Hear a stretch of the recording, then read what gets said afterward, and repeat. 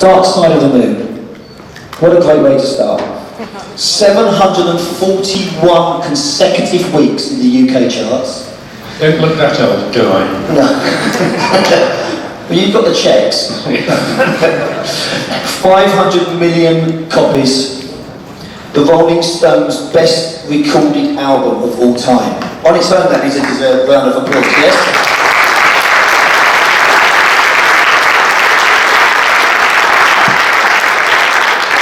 When you first recorded that album, did you know while you were recording it that this could be something special?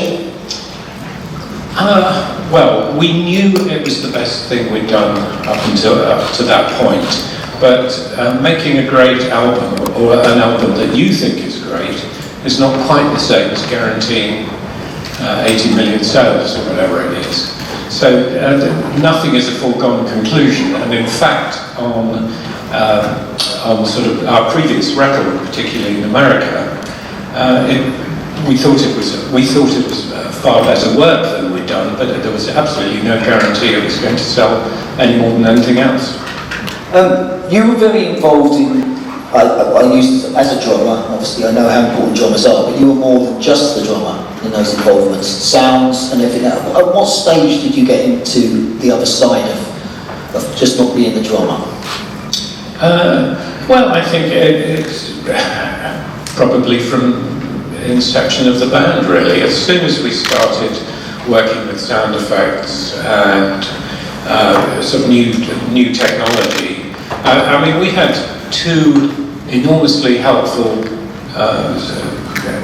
aspects, I suppose, really, to the way we made records and the sort of techniques we used. The first was, of course, the Beatles, who were making Sgt. Pepper in Studio 2 in Abbey Road when we were making Piper at the Gates of Dawn in Studio 3.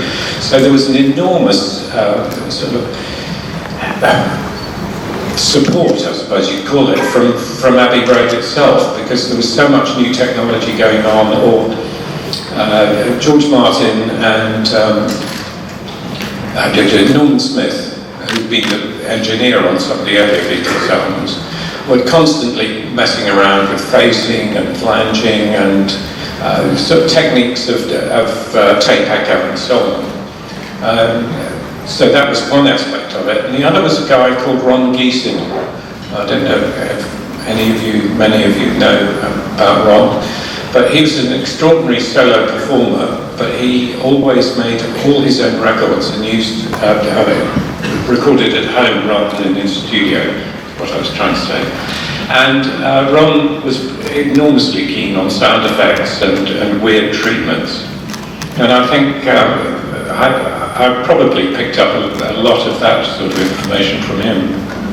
Okay, so coming forward, fast forward into the last album that you recorded, quick jump forward. I mean, what did you do differently? Was it treated differently, or did you go on the same concept from back in the day?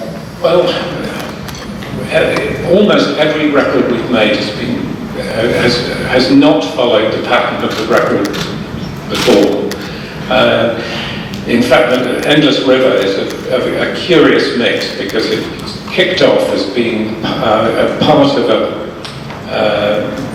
an initial plan to make a double album, with half of the album being an ambient set and the other half being songs. And in true Pink Floyd tradition, we ran out of time to finish it. And so did this single album and parked all the rest of it, possibly we thought at the time for eternity. But then actually over the next 20 odd years, various people suggested that we really ought to revisit this material. And then, particularly after Rick died, there was a real feeling that we should really revisit it and see what we could do with it. The interesting thing about the making of that album was that the new technology available meant that it was possible to more or less, even just from a stereo tape, pick off the keyboard parts and then revisit all the backing tracks. And so, well, it was an interesting experience to go back into the studios and really recreate a backing track and repair things that on the initial demo version were not good enough. It was interesting, we were just talking outside that recently you were presented the original contract, 1967 was it, that you got with the band. I mean, explain what you just talked to me about the contract. It'd be interesting to know how many of you are sort of what I'd call aiming to be professional, if not professional.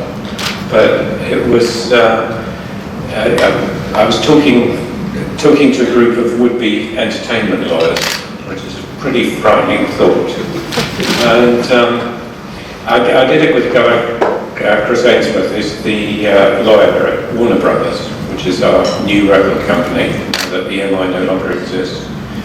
And he had managed to find this document from 1967, in which the Pink Floyd undertook to make various records for EMI over a period of time. And it actually makes really fascinating reading because it's in many ways entirely onerous. There are all sorts of rather vague promises to pay us after deductions. And I think if one was asked to sign anything like that now, you'd probably run a mile. But the fact of the matter was that in those days there was an element of trust between the artist and record company. And I don't think we ever did find ourselves in litigation with them. You're saying also it was only 6 pages. Oh, 6 pages, 6 pages long. Well, the back of the fag packet. Yeah. So, 1987. Anyone that's read Nick's autobiography, you went out on tour and you couldn't get any money, or you couldn't get finance to go out on the road, and so you put your house up. No, I didn't put my house up. Okay. Because the house probably wasn't worth enough. I put the car up instead.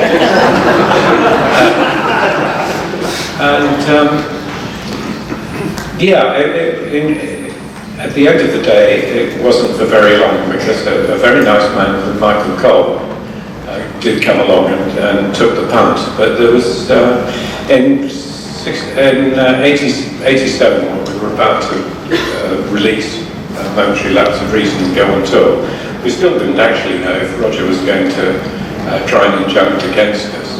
And so consequently, no promoters were particularly keen to front up any money. So David and I had to find it ourselves. So that's the way we did it. Okay, so before I ask any more questions, is there anyone, we actually can't see anybody, we've just got floodlights in our face. So if there's anyone out there, please raise your hand and let somebody come over. If you've got any questions. Okay.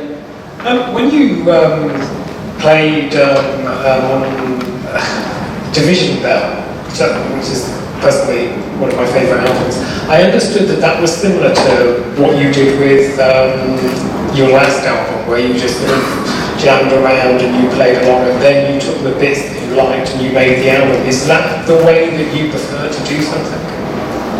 Yes, I think most people, most musicians prefer to actually work together. I think one sort of got rather seduced by technology in the, I suppose, late 70s with all those multi-track machines got bigger and bigger and provided more and more opportunities to do things entirely separately. There was a move to go for a perfect sound, which involved obviously having no one else in the studio.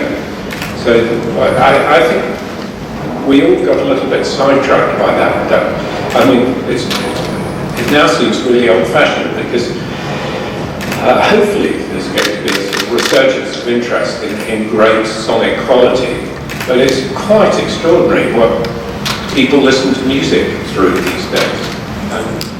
Having gone to all the trouble of making these perfect noises, it now appears that most people listen on tiny players through little earbuds and settle for something that is so much less than what is actually available on the recording. Another one? You have to shout out if you've got one. Yeah. Okay.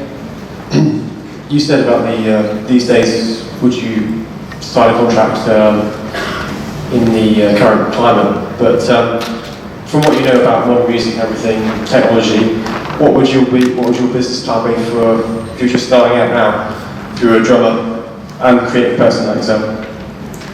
And I'm always fond of quoting Noel Redding, Jimi Hendrix's bass player, who, when asked about how to get started, suggested study law and buy a gun. Very wise. And I think that advice actually still holds quite good. The first thing to say is that the landscape for anyone in the music industry now is far more difficult, in my opinion, than it was when we kicked off. In 1967 or before, you really needed three cards. You needed the manager, the agent, and the record deal. And the three came together, really. The agent got you the work, the manager was meant to look after you, and the record company did the actual nuts and bolts of marketing and distributing, which of course was the big thing, and then there was a decision about who was going to try and fiddle the charts. Whereas now, there's a real problem in monetizing any music apart from possibly live music if you're about 90 years old and been around for long enough to have fans who haven't worked out how to steal music off the web.